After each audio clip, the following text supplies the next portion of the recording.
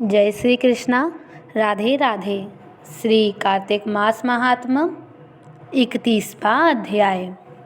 भगवान श्री कृष्णचंद्र जी महाराज ने कहा, पहले उज्जैन में एक महापापी और दुरात्मा धनेश्वर नामक ब्राह्मण रहता था।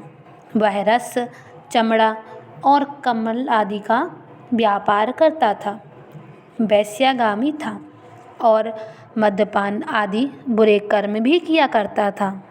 चूँकि वह दिन रात पाप में रत रहता था, इसलिए उस व्यापार के लिए वह नगर नगर घूमता था। वह एक दिन माहिष्यमती नगरी में जा पहुँचा। माहिष्यमतीपुरी चूँकि राजा माहिष ने बसाई थी, इसलिए बस राजा के नाम पर ही विख्यात थी। नगरी के पास ही पापनाशिनी पुण्यकारिणी भगवती नर्मदा बहती थी। उस नदी के किनारे देश देशांतर से आए हुए यात्री कार्तिक माह के व्रत करने के लिए कुछ दिनों के लिए ठहरा करते थे। उन कार्तिक व्रत करने वाले प्राणियों को वहाँ ठहरा देखकर वह दुष्ट धनेश्वर भी इधर उधर व्यापार करता हुआ 1 मास के लिए वहाँ ठहर गया। अपने माल को बेचता हुआ वह नर्मदा नदी के तट पर जा पहुँचा और उसने तट पर बहुत से ब्राह्मणों को देव पूजा में अक्सर लगा हुआ देखा।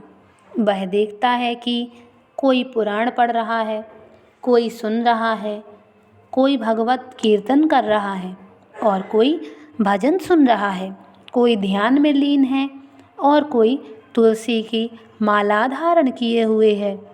बस इसी तरह वह भगवत भक्तों के बीच में रहा और वैष्णव के दर्शन करता रहा, उनको स्पर्श करता रहा, उनसे वार्तालाप करता रहा और भगवान विष्णु के नाम स्मरण के पुण्य अर्जित करता रहा।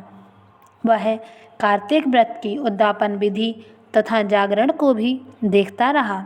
उसने पूर्णिमा को देखा कि व्रती ब्राह्मणों तथा गौओं को भोजन करवा रहे हैं, उनको दक्षिणा आदि भी दे रहे हैं।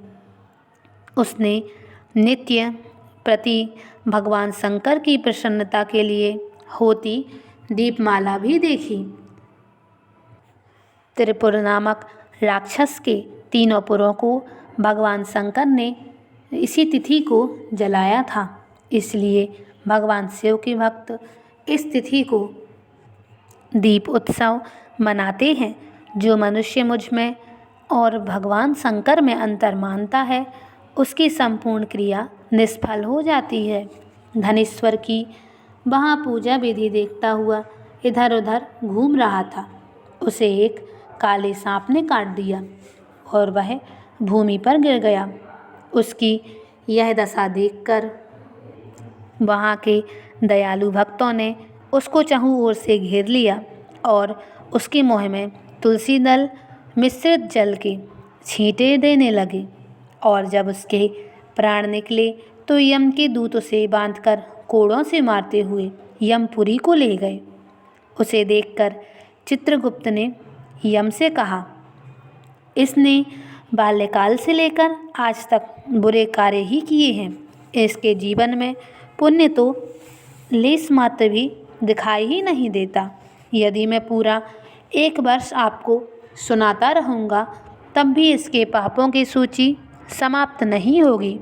यह महापापी है, अतः इसको एक कल्प एक घोर नरक में डालना चाहिए। चित्रगुप्त की बात को सुनकर यमराज ने बड़े क्रोध में भरकर उसको अपना काल नेम के समान भयंकर रूप दिखाते हुए अपने अनुचरों को आज्ञा दी। उसने कहा, हे प्रेत सेनापतियों, इस दुष्ट मूर्ति को मुगदरों से मारते हुए कुंभीपाक नरक में फेंक दो। भगवान श्री कृष्णचंद्र जी महाराज ने कहा। यह सुनकर प्रेत सेनापतियों ने मुगदरों से उसका सिर तोड़ते हुए कुंभीपाक नरक में ले जाकर खौलते हुए तेल की कड़ाही में छोड़ दिया। प्रेत सेनापति ने ज्यों ही उसे तेल की कड़ाही में फेंका, त्यों ही लपलपाती हुई आग अपने आप ठंडी हो गई, जैसे कि प्रहलाद को अग्नि में डालने से वह ठंडी हो गई थी। यह विचित्र घटना देखकर प्रेत सेनापतियों ने यमराज के पास जाकर सारा वृतांत सुनाया। यमराज भी सारा हाल सुनकर आश्चर्यचकित रह गए और धनेश्वर को अपने पास बुलाकर स्थिति पर विचार करने लगे।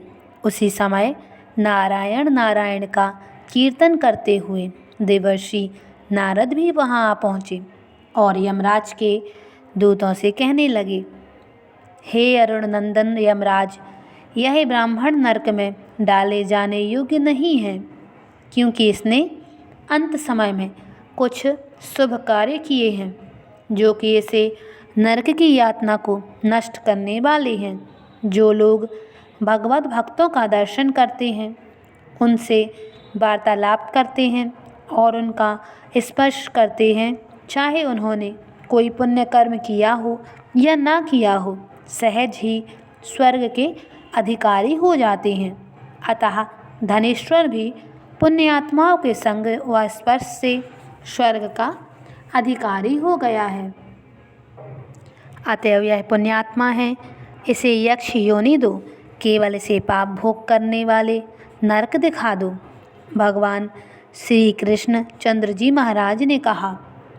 जब देवर्षि नारद ऐसा कहकर चले गए तो धनेश्वर को पुण्य आत्मा समझते हुए यमराज के दूतों ने उसे नरक दिखाने की आज्ञा दी।